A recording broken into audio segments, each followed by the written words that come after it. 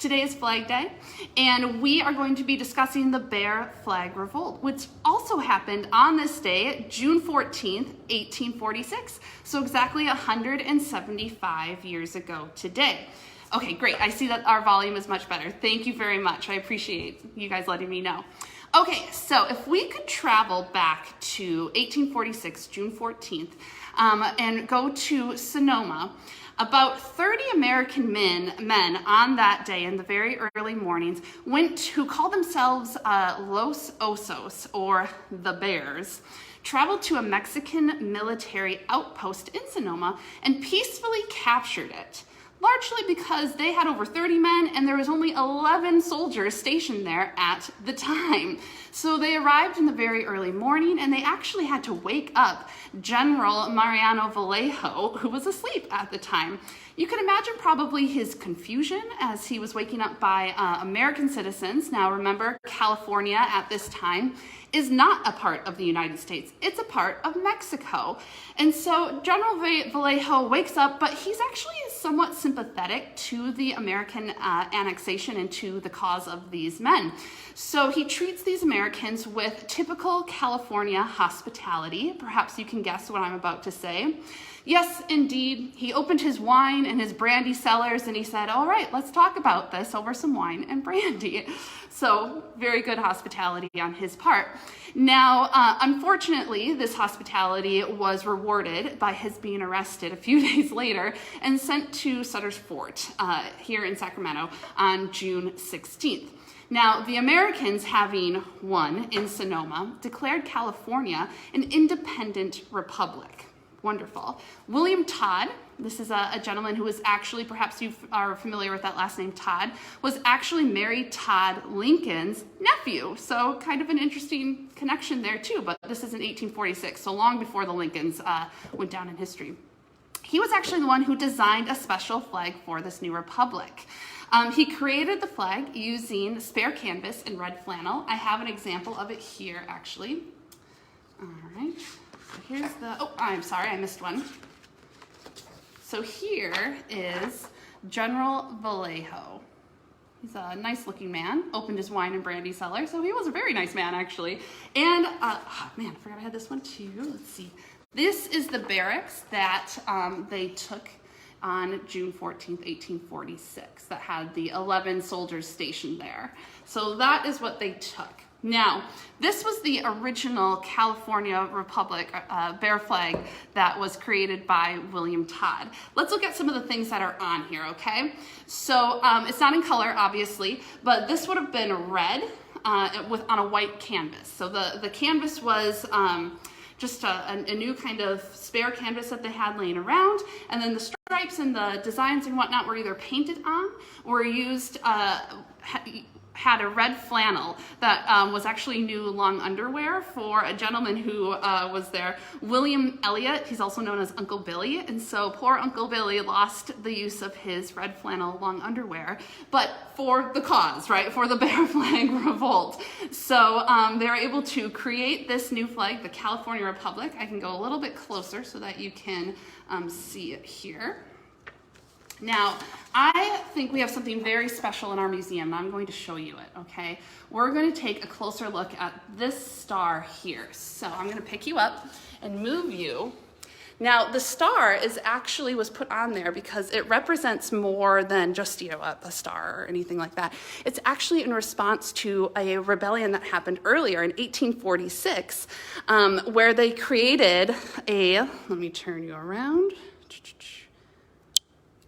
There we go, where they created a Lone Star flag that looked just like this, but that was actually down in Alta, California. And it was a different California Declaration of Independence. You can see here, it was in 1836, so 10 years before. And we have here, off to the right side, an original copy of the California's Declaration of Independence. So this is in our museum. It's very special. It's one of very few things that still exist. And when this one, this sort of uprising or declaration, which essentially is what the Bear Flag Revolt was. This one was from 1836, and this was the flag that came from that. So if you haven't visited our museum, and you definitely need to get down here and do that, and you can actually see this original Declaration of Independence that we have here. It's very, very cool. All right, back to me. So that's where that star actually comes from. It's in response, or it's in, I don't know, appreciation maybe of the Lone Star flag that was in 1836, one of the first declarations of independence. Let me get you seated down here. All right, perfect. Okay, so we've got, oops, where'd it go? There we are. The star, and then remember that these gentlemen called themselves Los Osos, or the bear. And so they drew a bear on here. Now, the kind of joke, I think, goes that the bear more closely resembles a pig. I don't know. I personally think, too, that if I come across a wild pig in the wild, I'm going to be as scared of it probably as a bear. So I don't know. Even if it is a pig, I think it's okay. But it kind of cracks me up because I purposely did this in front of our animals back here, because a lot of them don't quite look like the animal that they portray. So it's okay, right, that it might not look exactly like a bear. By the time our state flag comes around, it definitely looks more like a grizzly bear, or the state bear there. So, okay, so now we kind of know the Bear Flag Revolt. It started June 14th, 1846, exactly 175 years ago. But obviously there was a lot of things that led up to this date. It didn't just happen for no reason, right? So let's talk about some of the events that led up to the date. Now, in 1846, California, by one historian, let me see, I have the name here somewhere, Bernard DeVoto, he actually dubbed the year 1846 as the year of decision for California, because a lot of things happened in 1846. Now, obviously, the Bear Flag Revolt happened in 1846. The Donner Party also left to travel to California in 1846, along with 1,500 Americans who traveled overland to make California their home. So it was a big year in terms of the history of this state. So California was also not a part of the United States. It was part of Mexico. So there was obviously a lot of political struggle going on. And in May of 1846, Congress actually declared war on Mexico in order to make California part of the United States. So obviously there's a lot of political upheaval and strife that is happening. Now, unfortunately for those involved with the Bear Flag Revolt in June of 1846, they didn't know that Congress had declared war in May, because that's just how slow, information got around back then. They didn't have a telephone or a Twitter or Facebook or whatever that said, hey, Congress just declared war. They didn't know that. And so they were doing all these things without actually knowing that, the United States government was kind of already on it, if you will. So all the people that were coming to California and from parts of the United States who were American citizens, when you arrived in California at the time, which was Mexico, you're expected to become a Mexican citizens.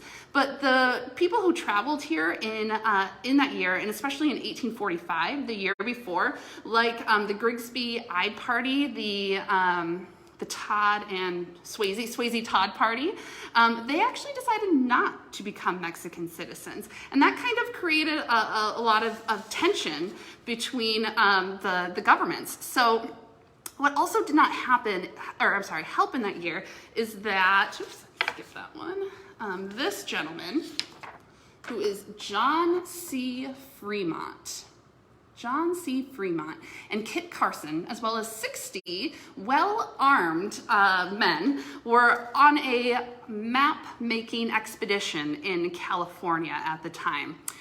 Well, actually, Fremont had been sent to California by President Polk on a very secret military mission to find a peaceful way to make California part of the United States. In the context of the military, an unauthorized military expedition into a foreign country, which is what this was, what Fremont was doing, is actually known as filibustering. So they were filibustering, and they created a makeshift fortification at Gavilan Peak, which is now Fremont Peak. And in response to this fortification that they created and to the filibustering, General Jose Castro, this gentleman here, who was general of the Mexican cavalry, and he was also the acting military governor in Monterey, he issued a proclamation. So on April 17th, 1846, he ordered that all undocumented Americans had to leave California by the end of the year if they did not become Mexican citizens. But the people who were also arriving at the time, he refused to grant any more citizenship papers to. So it was causing a lot of issues, obviously.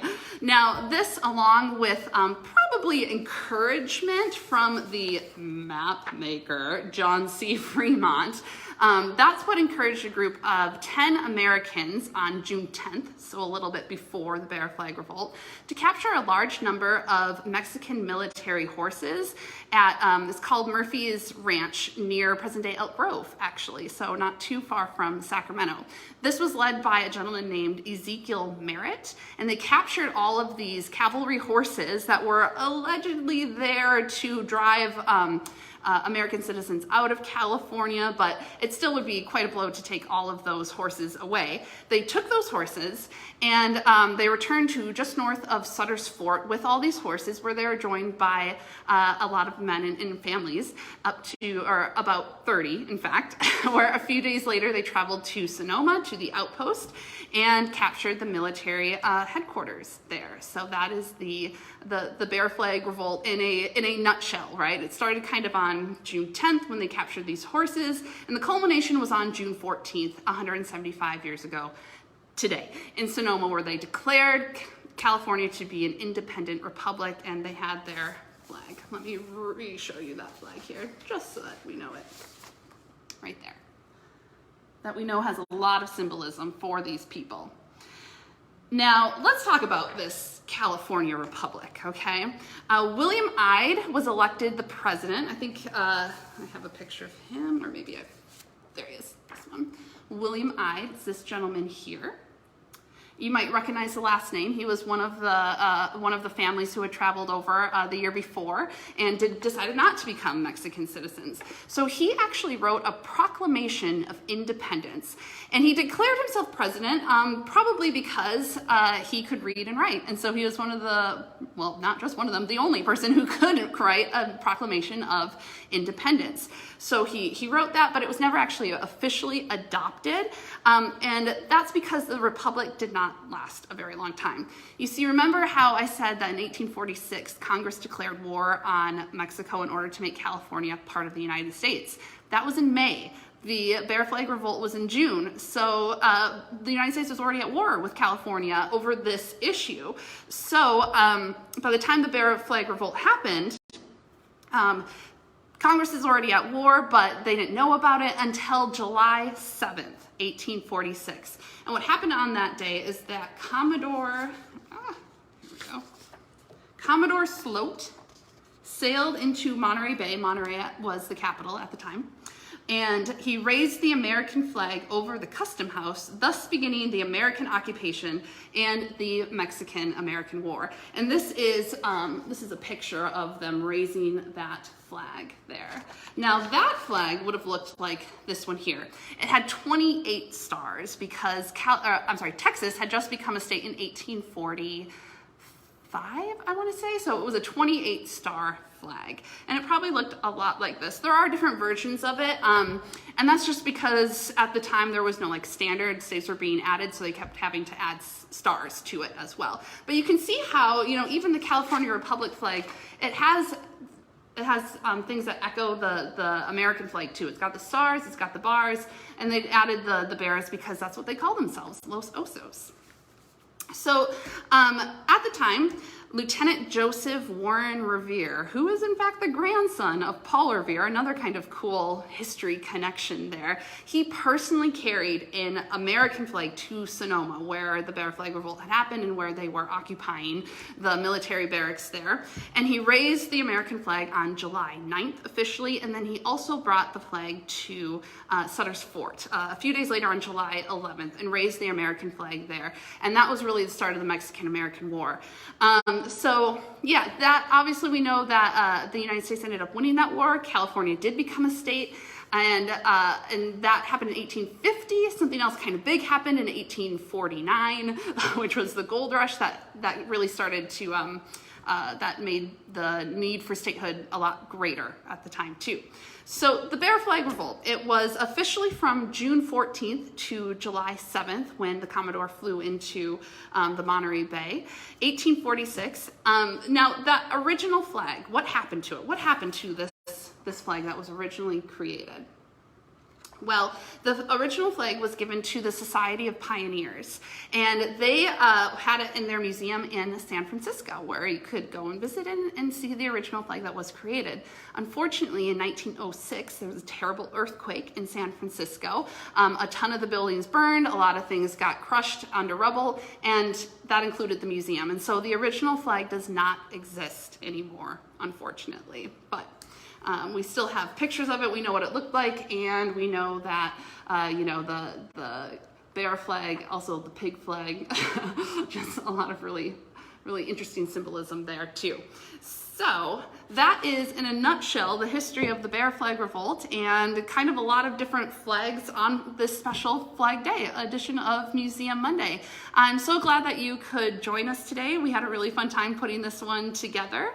And please tune in a little bit later on, and we'll continue our theme for the month of June, which is talking about the river. So our Museum Monday at 3 o'clock today is about the prison ships of Sacramento. So it's going to be a really good one too. But thank you so much for joining me, and we hope to see you later. Thank you.